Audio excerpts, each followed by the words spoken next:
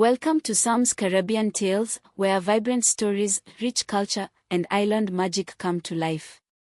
Disclaimer: the stories presented on this channel are works of fiction and do not depict real-life individuals. Any resemblance to actual persons, living or dead, is purely coincidental. So sit back, relax, and let the rhythm of the Caribbean carry you through tales of wonder, wisdom, and adventure. Subscribe and join the journey. Real stories. Rich culture. Caribbean heart. Antigua, an island known for its turquoise waters, gentle breezes, and the laughter of tourists drifting on the wind. But beneath its postcard-perfect charm lies a secret that's been buried for centuries. This is the story of how one woman's curiosity, and one man's past, collided under the arches of Nelson's Dockyard to uncover something terrifyingly real. It all started with a whisper. Not the kind you hear with your ears, but the kind that pricks at your soul and makes the hair on your arms stand up.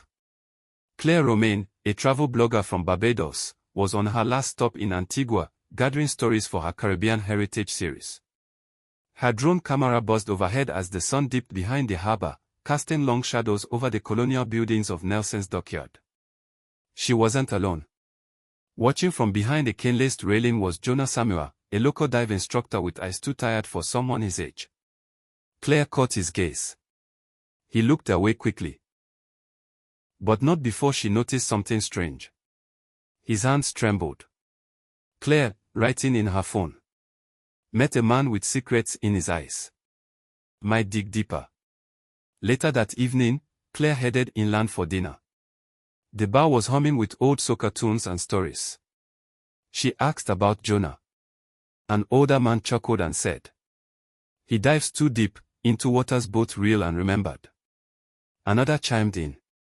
Years back, his brother went missing near Devil's Cove. Some say he found a tunnel, a cursed one. Tunnel? Old man, sipping his rum. Stone and coral. Real old. From slavery days. It was never on any map. And never should be. Claire persuaded Jonah to take her diving. He resisted, then relented, on one condition. You see something strange down there, you swim the other way. The reef was beautiful, vibrant. But then, as they approached a jagged underwater ridge, the light dimmed unnaturally. Claire's camera caught it, an opening, arched, framed with coral, like the mouth of something ancient. Inside was a chamber. Walls of stone. Chains embedded in coral. Symbols etched in black rock. Claire, later, reviewing the footage. What is this place? Who built it? Jonah's voice was quiet. People who didn't live to tell. My brother went in. I pulled him out screaming.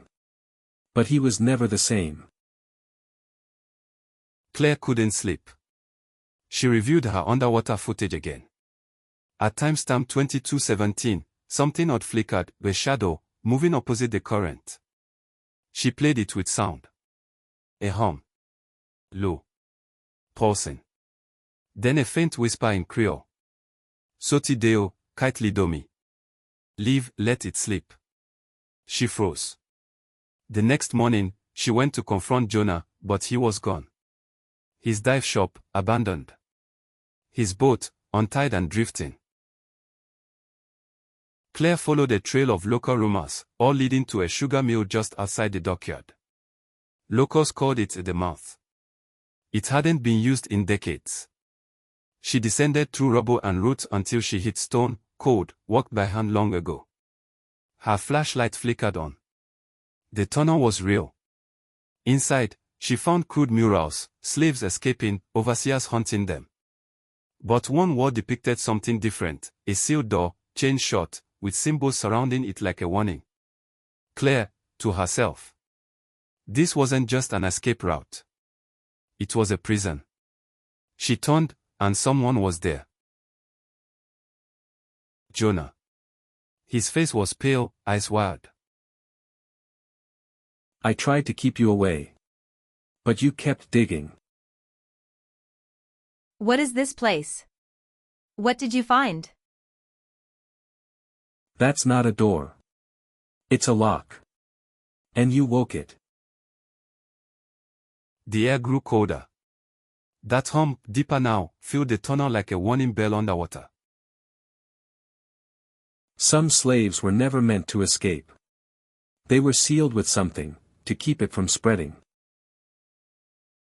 Suddenly, the stone door cracked. Claire and Jonah ran. Behind them, a sound, like 1,000 voices crying out, echoed through the rock. They surfaced at the reef, gasping.